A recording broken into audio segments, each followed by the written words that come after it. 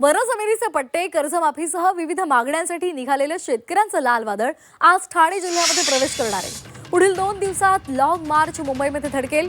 नाशिकच्या इगतपुरी परिसरामध्ये हे लाल वादळ सध्या मुक्कामाला होतं आणि या मुक्कामानंतर लाल वादळानं आता मुंबईच्या दिशेनं कूच केली आहे।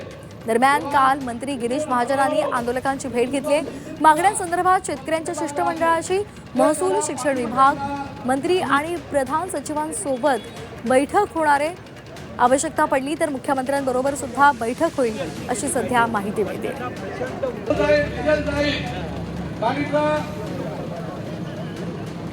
आमचे प्रतिनिधी योगेश खरे आपल्यासोबत या संदर्भात जोडले गेलेले आहेत। आपण त्यांच्याकडून अधिकची माहिती जाणून घेणार आहोत। योगेश, सध्या इंदापुरीमध्ये इकडे सध्या आपल्याला मुक्काम पाहायला मिळतोय लाल वादळाचा। त्यांच्या अनेक महत्त्वाच्या मागण्या आहेत, त्या संदर्भात ते मुंबईमध्ये धडक देणार आहेत। काय नेमकं सध्याची अपडेट्स आहेत? तरी आम्ही अत्यंत शांततेत शिस्तीत खरं आहे, आता मुंबईच्या दिशेनं हे लाल वादळ निघालंय। आपण बघू शकतो की JP गावित यांच्याशी आता गिरीश महाजन यांची चर्चा सुरू आहे मोबाईलवर।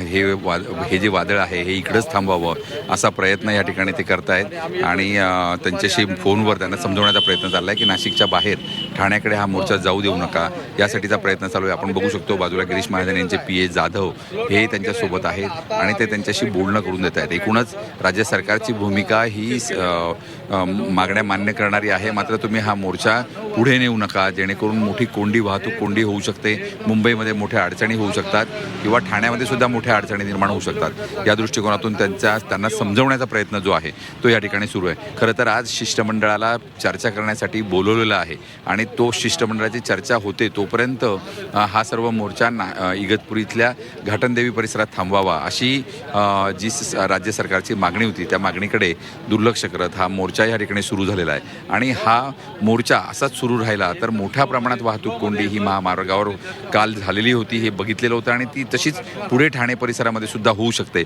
या दृष्टिकोनातून त्यांना समजवण्याचा प्रयत्न आपल्याला या ठिकाणी केला जाताना दिसतोय। खरं म्हणजे शिष्टमंडळामध्ये आज 5 ते 6 लोकांची नावं या ठिकाणी जाहीर करण्यात आली आणि ही सर्वजण आज मुख्यमंत्र्यांची भेट घेणार होते।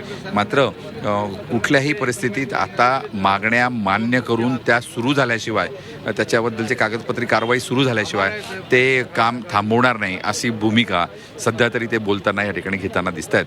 त्यामुळे एकूणच राज्य सरकारसाठी मोठा पेच पुढच्या आठवड्यात निर्माण होईल अशी परिस्थिती आपल्याला या ठिकाणी दिसून येते।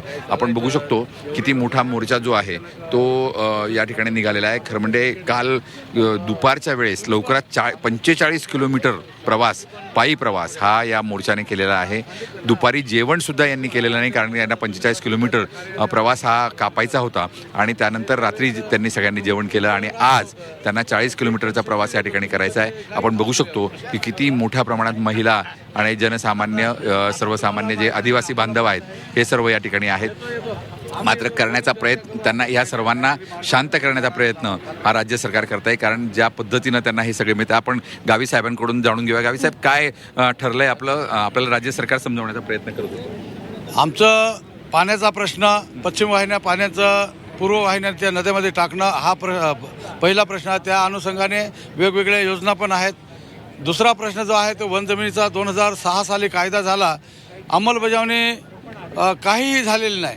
त्याच्या ज्या अंमलबजावणीची अपेक्षा होती आमची, ती अपेक्षा भंग झालेली आहे आणि त्याच्यामुळं आम्ही पहिला 2018ला आपला मोर्चा काढला। त्यावेळेस आता तुम्हाला फोन करून त्यांना थांबवण्याचा, हा मोर्चा इकडेच थांबवावा असा आग्रही मागणी तुमच्याकडे करण्यात आली? हा महाजन साहेबांची आग्रही मागणी आहे की तुम्ही तिथं थांबा। आम्ही त्यांना सांगितलं एवढे लोक आहेत, काही अपेक्षेने आलेले आहेत आणि तुम्ही आम्हाला थांबायला लावता आणि काही निष्पन्न तर काहीच निघत नाही, चर्चा पण सुरू झाली नाही। अशा वेळेस थांबणं कठीण आहे। मग ते म्हणायचे स्लो डाऊन करा, म्हटलं एकदम स्लो आहे। आता आम्ही 7ला निघणार होतो तर आता 9 वाजून गेले। म्हटलं तुम्ही मागे असं म्हटलं होतात की अनेक वेळेस चर्चा झाल्या, समझोता झाला, आश्वासनं दिली गेली, मात्र ते पूर्ण झालं नाही, म्हणून तुम्ही आता हा मोर्चा काढलेला आहे। आता तुमची ठाम भूमिका काय असणार आहे? आमची ठाम भूमिका आहे, शासनानं पण सांगितले, पोलीस प्रशासनाला पण माहीत आहे, मीडियाला पण आम्ही अनेक वेळेस सांगितलं की आता आम्ही ज्या मागण्या आमच्या आहेत त्या मागण्या इथं ज्या मान्य करतील त्याची अंमलबजावणी तिकडे सुरू झाली पाहिजे। म्हणजे आम्हाला वाटलं पाहिजे, असं नाही की इथं कायदा आपले मागणी मंजूर झाल्याबरोबर तिकडे पात्या टाकायला सुरुवात होईल अशी पण अपेक्षा नाही. पण आम्हाला इथं जे काही मान्य झालं की प्रशासन यंत्रणेने त्यांची म्हणजे कामं ही त्यांची जबाबदारीने ती सुरू केली पाहिजेत. अशा प्रकारचं जर आम्हाला वातावरण दिसलं तरच आम्ही परत येऊ. असं नाही की त्यांनी आश्वासन दिलं की आता परत येऊ, कारण हा अनुभव आम्हाला 5-6 वेळेचा आहे. आपण बघू शकतो की अनेक वेळेस आश्वासनं देऊन सुद्धा त्यांच्या मागण्या पूर्ण झाल्या नाही. त्यामुळे यावेळेस निकराचा लढा हा माकप किसान सभेतर्फे या कार्यकर्त्यांकडून करण्यात येतोय. अगदी त्यामुळे आता त्यांच्या या लढ्याला यश येतं का हे पाहणं सुद्धा महत्त्वाचं ठरणार आहे. सरकार दरबारी काही हालचाली होतात का आणि ठोस काही निर्णय होतो का हे पाहणं महत्त्वाचं ठरणार आहे. धन्यवाद योगेश दिलेल्या सविस्तर माहितीसाठी.